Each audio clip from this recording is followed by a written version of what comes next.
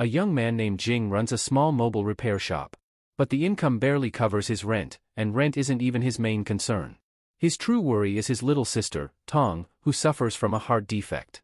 She needs surgery to fix a hole in her heart, and the burden of her care rests entirely on Jing. Their father abandoned the family years ago, and their mother passed away from cancer, leaving Jing as Tong's only support. Despite this heavy emotional load, Jing tries to stay strong. One day, he takes Tong to the doctor, who delivers heartbreaking news. Her condition is worsening, and without surgery, she has only 2 years to live. The required operation costs more than 700,000 yuan, a sum Jing has no idea how he'll manage.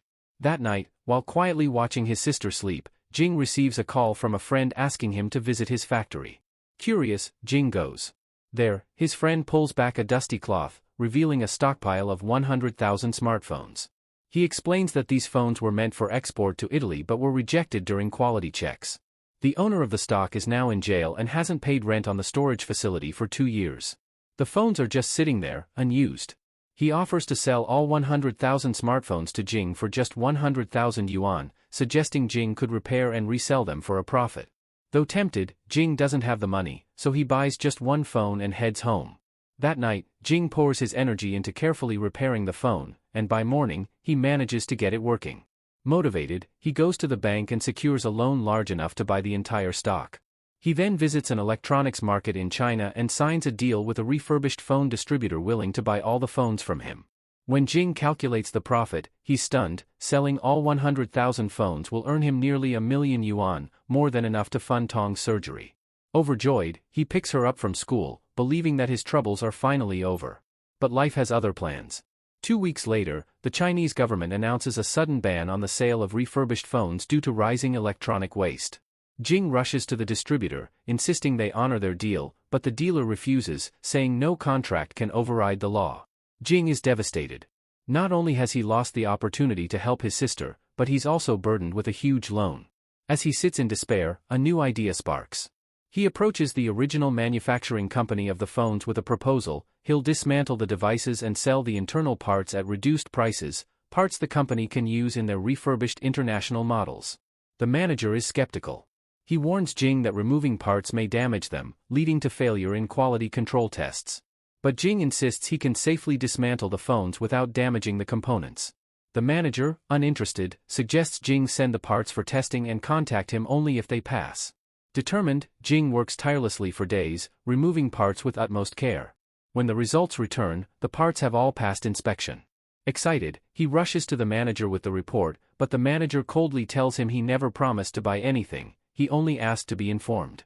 Crushed but not defeated, Jing requests a meeting with the company's owner, Zhang.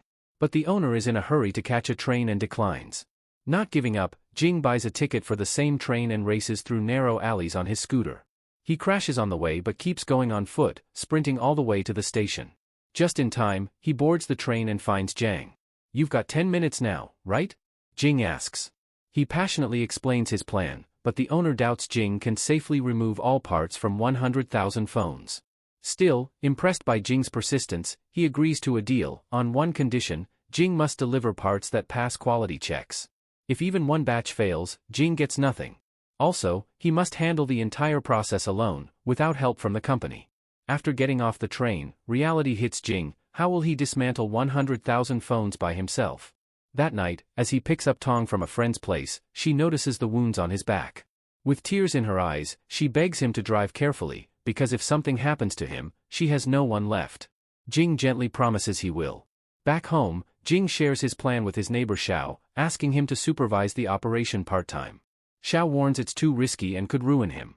But Jing reveals the truth. He has nothing to lose except his sister. Moved, Xiao agrees to help. The next day, Jing sells his repair shop and scooter to rent a warehouse where they can set up a small factory. Together, they clean the place, build workstations, and name the company Nice View. Now they need workers. To save money, Jing hires people with troubled pasts who others might overlook. His first recruit is Wang, a single mother with hearing loss caused by years of working in noisy environments. Now a waitress, she struggles to hear customer orders but has some tech experience. Jing offers her a job, and she gladly accepts. Next, he hires a reclusive man who lives with several dogs. Known for punching a former boss in anger, he hasn't found steady work since. Jing takes a chance on him too. Finally, Jing recruits 2 gaming addicts who spend their days playing online games and don't care about much else. Jing trains every worker in his factory with care and discipline, making sure no one compromises on quality. Word of his determination spreads, and a group of retired seniors living nearby, tired of staying idle at home, offer their help. Jing is touched by their kindness. From the very next day, the factory comes to life, everyone pitches in. However, Jing can't afford to pay anyone. To make ends meet, he takes a window cleaning job during the day with a friend. He scrubs tall buildings under the scorching sun, then returns at night to dismantle phones in the factory. For days on end, he works nearly 20 hours a day, sleeping only 4. One evening, just outside the factory, trouble brews. A group of thugs begins harassing Wang, one of Jing's employees. They demand she drop the lawsuit she filed against her abusive former employer, the same job that caused her to lose her hearing. Enraged, one man hits her across the face, smashing her hearing aid. Jing sees this and rushes forward, delivering a flying kick that knocks the attacker down. But the other thugs jump in to retaliate. Before things get worse, Jing's team rushes out to defend him. Amid the chaos, Jan, the strange but quiet man from the factory, steps in and swiftly knocks the thugs out with surprising ease. As the dust settles, Jing warns the gang to stay away. But Wang, burning with rage, grabs an axe and tries to go after them. It takes Jing and the others to hold her back. He gently promises to fix her broken hearing aid, calming her down. A few days later, the factory takes a break to celebrate one employee's wedding. During the reception, Jing is invited on stage to give a speech. He speaks from the heart, and for a moment, he allows himself to smile. But fate isn't done testing him. When Jing returns home that night with his sister, he finds a note stuck to the door from the landlord. He's 4 months behind on rent, and the lock has been changed. Jing tries to reason with the landlord on the phone, but he refuses to open the door. With nowhere to go, Jing takes his sister to Zhao's house for the night. Frustrated and running out of options, Jing visits the friend who sold him the mobile phone stock, someone who still owes him 2,000 yuan. Fed up with empty promises, Jing confronts him and, the next morning, Jing decides to move himself and his sister into the factory. He doesn't want to be a burden on Xiao any longer. But inside, he's heartbroken. Still, he vows to push himself harder, barely sleeping, just grabbing short naps when exhaustion overwhelms him. Every moment becomes a step closer to his goal. But danger strikes again. One night, as Jing catches a short nap at his desk, Tong wakes him up. She hears strange noises outside. Alarmed, Jing steps out to investigate and sees 2 thieves loading his mobile phone stock into a truck. As soon as they spot him, the thieves try to flee. But Jing leaps onto the moving truck, clinging to the door. A fight breaks out, and the truck swerves out of control. Both Jing and one of the thieves are thrown onto the road. Jing's hands are badly injured, his fingers bruised and bleeding. The police arrive and inform him that they've caught the thief through his accomplice, and recovered every stolen phone. The next day, while working his window cleaning job, Jing accidentally drops a bucket of water, his injured fingers failing him again. His boss immediately summons him to the office. When the boss sees Jing's swollen hand, he tells him to take off his gloves. Instead of sympathy, his boss scolds him harshly for working in such a condition. Jing tries to explain his situation, but the boss cuts him off and fires him on the spot. Still, he gives Jing the 3-day salary for the time he worked while injured. Now jobless and with no income, Jing has run out of options. He doesn't know how he'll pay rent for his office, cover his employees' wages, or even afford treatment for his sister. His worst fear becomes real when the landlord gives him just 3 days to pay the overdue rent, or lose the factory space to someone else. Desperate, Jing musters the courage to approach his manager during a heavy storm. Standing in front of the man's car, soaked in rain, Jing humbly asks for an advance. But instead of help, the manager mocks him, calling him an over-ambitious wage worker. Crushed and heartbroken, Jing and his sister spend the stormy night at Zhao's house. The rain pours endlessly, matching the despair in Jing's heart.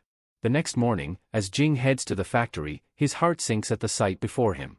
All of his belongings have been thrown out onto the street. The landlord has already rented the place to someone else. Hopeless and defeated, Jing sits quietly by the roadside, staring blankly at an ant crawling near his feet. At that moment, all of Jing's employees arrive. Ready to work, they ask what the plan is. Jing can only apologize and tell them the factory is closed. He admits he has no money to pay them. To his surprise, the team doesn't leave. Instead, they tell him they're no longer just employees, they're a team. They say he can pay them when he's able because they believe in him. For most of them, Jing was the only one who ever gave them a real chance. Their words lift Jing's spirit. Together, they load the remaining phones into a truck and take them to their homes, where they begin dismantling the devices. Months pass. The team works day and night from their makeshift home factories. Then, the call comes in. Jing and his team are summoned to the company's CEO, Mr. Zhong. Everyone waits in suspense. Then he reveals the test results: 87% of the parts passed quality control. A wave of joy sweeps over the team. Jing's eyes fill with tears, tears of relief, of pride, of gratitude. But there's more. Zhong, deeply impressed, offers Jing a 2-year contract worth 5 million yuan. Jing nervously asks if he could get an advance this time. Zhong laughs and agrees. Holding back their emotions, the team steps into the elevator. But the moment the doors close, they burst out cheering, laughing, crying, and shouting with pure joy. With the money, Jing finally gets his sister the treatment she needs. 6 years later, Jing's company, Nice View, has grown into a massive success. Now a billionaire, Jing stands on stage at a grand product launch event. All his old employees, now wealthy and thriving, stand proudly beside him. Let me know your thoughts in the comments below, and don't forget to subscribe the channel.